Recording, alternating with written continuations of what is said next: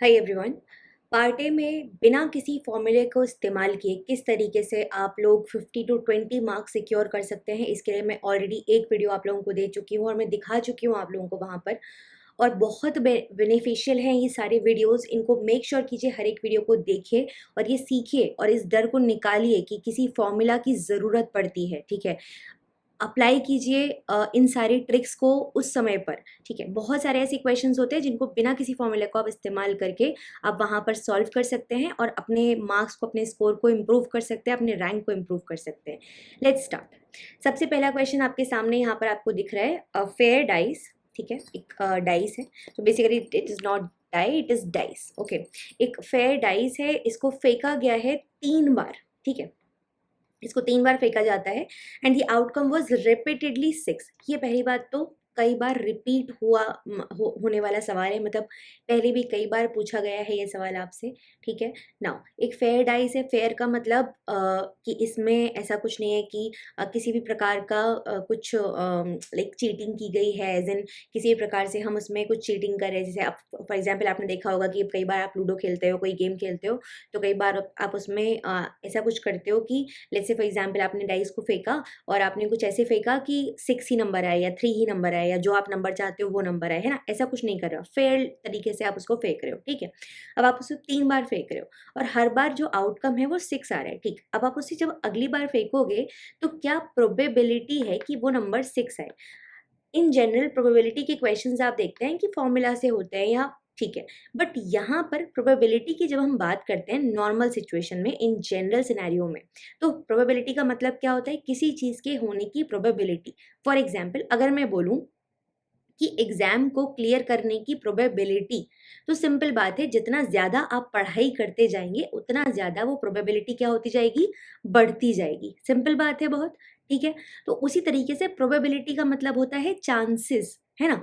अब हाँ, अगर मैं डाइस की बात करूँ तो आप सब जानते हैं डाइस में टोटल 6 नंबर्स होते हैं, 1 2 3 4 5 6। किस तरीके से बने होते हैं, कुछ इस तरीके से आपने देखा होगा, 1 2, है ना, 3, हर तरीके से नंबर बने हुए होते हैं। तो टोटल 6 नंबर बने हुए होते हैं। ठीक है, अब अगर जब हम उनको उसको फेंकते हैं तो कोई भी नंबर आ सकता है 6 में से, सिंपल बात है। तो बहुत अगर इस कॉन्सेप्ट के हिसाब से मैं चलूँ तो अब की बार जब मैं उस डाइस को फेंकूंगी तो इन 6 में से कोई भी नंबर आ सकता है।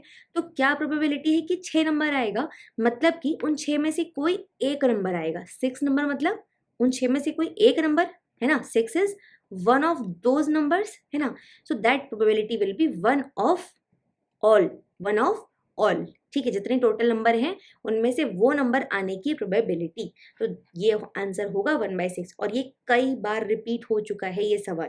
ठीक है, तो जो बच्चे ये बोलते हैं कि रिपीट नहीं होते PYQs, अगर आप देख सकते हो ना, ये वर्बेटिम रिपीट हुआ है क्वेश्चन, वर्ड बाय वर्ड। और पार्ट ए का सवाल है, तो सोचो पार्ट बी और सी में तो क्या स्थिति होगी। ठीक है, चलते हैं नेक्स्ट क्वेश्चन की तरफ। A shopkeeper purchases a product for ₹100।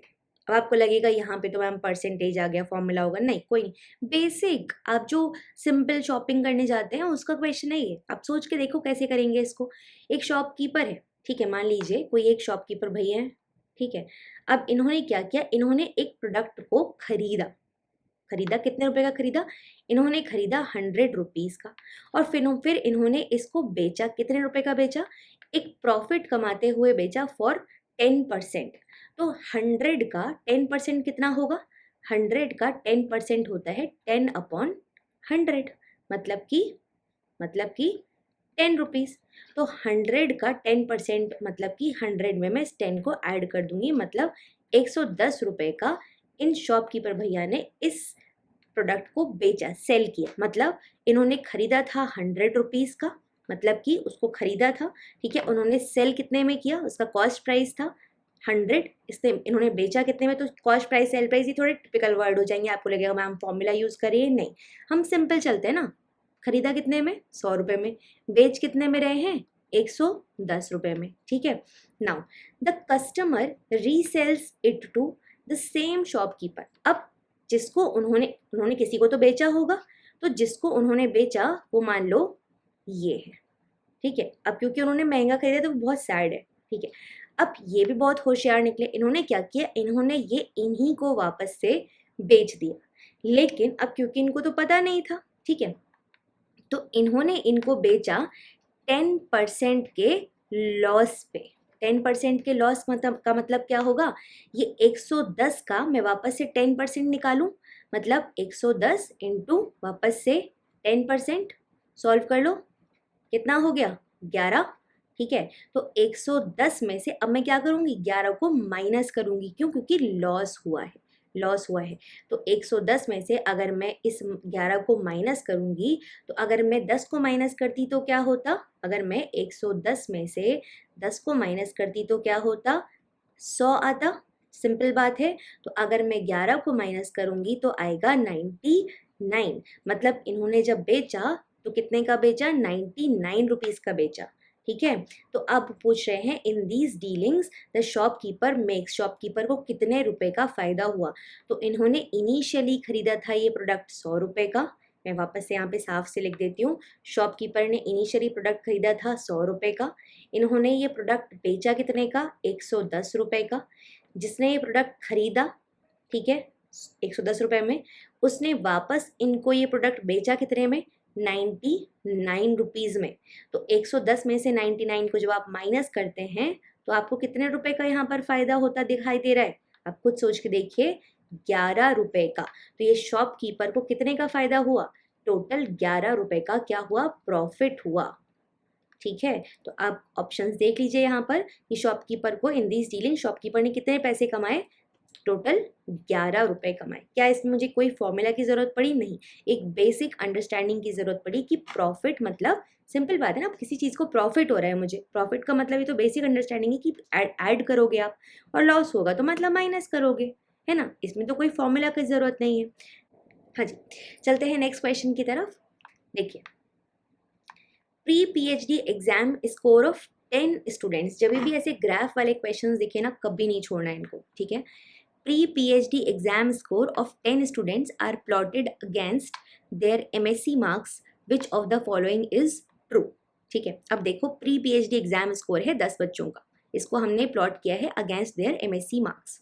तो यहाँ पे एमएससी मार्क्स, एमएससी एग्जाम में बच्चों के नंबर हैं और प्री पीएचडी एग्जाम में बच्चों के नंबर है, कितने बच्चों के नंबर है, टोटल 10 बच्चों के। बच्चों के नंबर कैसे पता चल रहे हैं, डॉट से पता चल रहे हैं। टोटल आप देख लो, चाहे एमएससी में देख लो 10 डॉट हैं, चाहे पीएचडी के हिसाब से देख लो 10 डॉट है। ठीक है, नाउ अब इनमें से कौन सी बात सही है, तो पहला स्टेटमेंट बोल रहा है 2 students have scored better in pre PhD than their MSc exam. 2 बच्चों ने अपने प्री पीएचडी में अच्छा स्कोर किया है एमएससी के कंपैरिजन में।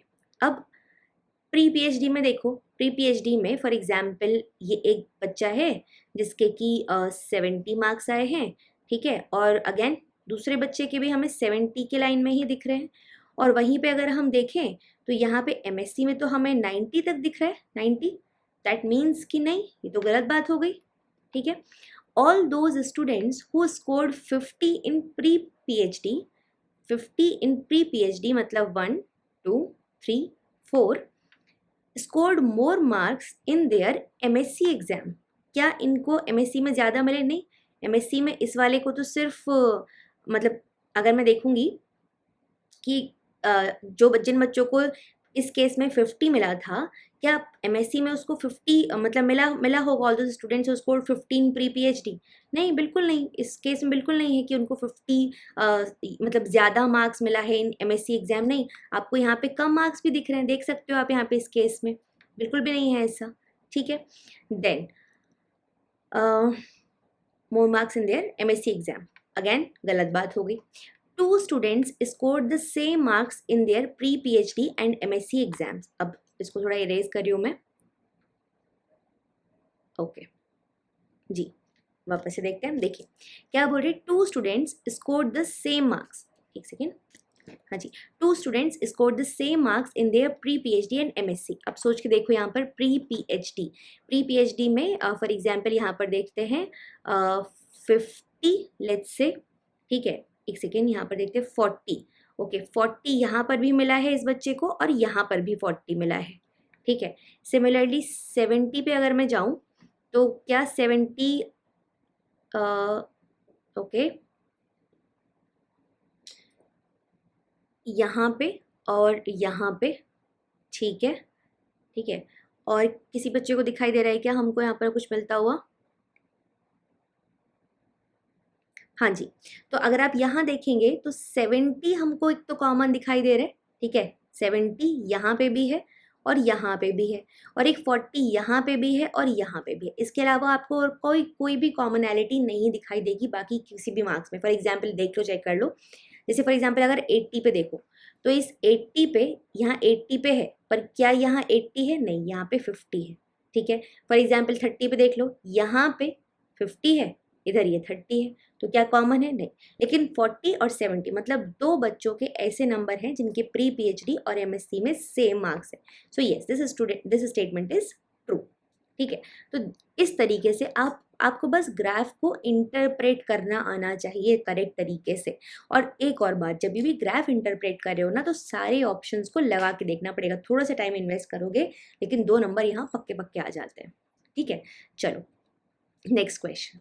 If a plant with green leaves is kept in a dark room with only green light on, which one of the following would be observed? ठीक है, तो क्या बोल रहे हैं कि एक पौधा है जिसमें कि ग्रीन लीव्स है, ठीक है, इसमें हरी पत्तियां हैं, और उस प्लांट को हमने क्या किया, उस प्लांट को हमने एक डार्क रूम में रख दिया, ठीक है जी, और उस डार्क रूम में हमने सिर्फ ग्रीन ही लाइट दी है, ठीक है। तो हम क्या देखेंगे? The plant appears brighter than the surrounding, the plant appears darker than the surrounding, we can not distinguish the plant from the surroundings, it will have above normal photosynthetic activity. अब अगर आपको थोड़ा भी एब्जॉर्बेंस का concept पता होगा कि कब हम किसी चीज़ को देख पाते हैं, तो आप इस चीज़ को बहुत आराम से समझ पाओगे, ठीक है, कि कब हमें कोई चीज़ दिखाई देती है हमारी आंखों को। जब कोई चीज़, जैसे फॉर एग्जांपल हम प्लांट को कब देख पाते हैं? प्लांट हमें ग्रीन क्यों दिखाई देता है? Because plant reflects the green colour, बाकी सारे कलर्स को वो एब्जॉर्ब कर लेता है except the green colour, that is why we see plant as green, ठीक है। तो क्योंकि यहाँ पे हमने सिर्फ ग्रीन कलर दिया, तो सिंपल बात है कि सिर्फ हमने ऐसा ही कलर दिया है जिसको वो सबसे अच्छे तरीके से, बेहतर तरीके से रिफ्लेक्ट करता है, एब्जॉर्ब नहीं कर रहा, रिफ्लेक्ट कर रहा है। तो क्योंकि वो उसको रिफ्लेक्ट करेगा तो वो बहुत सिंपल बात है कि प्लांट बाकी जगह, बाकी सराउंडिंग्स की कंपैरिजन में हमको ब्राइट दिखाई देगा। So option A is the correct answer. Simple हो गया, बहुत बेसिक कॉन्सेप्ट है, आपकी बचपन से जो समझते आते हो कि समझते आ रहे हैं हम लोग कि किस कॉन्सेप्ट के कारण हम चीज़ों को देख पाते हैं, ठीक है। चलो नेक्स्ट क्वेश्चन, रिपीटेड क्वेश्चन, वापस से पूरा का पूरा as it is repeated question. The graph shows cumulative frequency percentage of research scholars and the number of papers published by them, which of the following statement is true? ठीक है, अब देखो यहाँ बोल रहे हैं नंबर ऑफ पेपर्स पब्लिश्ड और यहाँ बोल रहे हैं cumulative frequency percentage research scholars, ठीक है। पहला स्टेटमेंट है majority of the scholars published more than 4 papers, majority of scholars ने 4 से ज़्यादा पेपर पब्लिश किए हैं, ठीक है। अगर हम यहाँ देखेंगे मेजॉरिटी ऑफ स्कॉलर्स ने क्या 4 से ज़्यादा पेपर पब्लिश किए हैं नंबर ऑफ पेपर पब्लिश्ड में, तो आप खुद ही देख पाएंगे मेजॉरिटी इधर तरफ है, मेजॉरिटी यहाँ है 60% के नीचे, और उन्होंने 4 से कम पेपर पब्लिश किए हैं, ना कि 4 से ज़्यादा। 60% of the scholar published at least 2 paper, 60% ने कम से कम 2 पेपर पब्लिश कर दिए हैं, ठीक है। देखते हैं अभी इसको स्टेटमेंट को। 80% of the scholar published at least 6 papers. 30% of the scholars have not published any papers. 30% ने कोई भी पेपर पब्लिश नहीं किया है, तो साफ साफ ही गलत दिखाई दे रहा है। अब थोड़ा इन दोनों ऑप्शंस को समझने की कोशिश करेंगे यहाँ पर, ठीक है, थोड़ा ध्यान से समझने की कोशिश करेंगे। साफ साफ और दिखाई देगी ये चीज़ आपको, ठीक है। मैं खुद से दिखाऊंगी आपको क्लियरली कि कैसे देखना है इन सब चीज़ों को आपको, ओके। देखो अब समझो, पहला स्टेटमेंट कह रहा है कि 60% of the scholars published at least 2 papers. तो 60% में अगर आप यहाँ से लो 40 to 100 लो, तो कहाँ से आ रहा है? 2 के ऊपर आ रहा है ये ग्राफ, मतलब कि ये 2 के ऊपर है। सो 2 से ज़्यादा पेपर पब्लिश किया, मतलब 2 तो कम से कम किए ही हैं, तो ये बात सफाइस हो जाती है, ये बात फुलफिल हो जाती है। 60% ने कम से कम 2 पेपर पब्लिश किए हैं, फुलफिल हो गई बात, समझ में आती है। ठीक है, अब 80% वाली कंडीशन पे जाते हैं कि 80% ने कम से कम 6 पेपर पब्लिश किए हैं। 80% ने कम से कम 6 पेपर, सोच के देखो, 6 paper is a huge number, और 80% लोग ने कम से कम 6 पेपर, मतलब 80% में तो हम उनको भी काउंट करेंगे ना, 80% में तो हम 60% वालों को भी लेंगे। तो क्या उन्होंने 6 पेपर पब्लिश किए हैं? नहीं, ऑब्वियसली हमें साफ साफ दिखाई दे रहा है सामने सामने। 80 में तो 60 वाले भी आ जाएंगे, क्या उसने 6 पेपर पब्लिश किए होंगे? नहीं किए होंगे। तो साफ साफ गलत है ये स्टेटमेंट। तो बाकी के तीनों ही स्टेटमेंट गलत हो जाते हैं। करेक्ट आंसर हो जाएगा आपका ऑप्शन नंबर बी।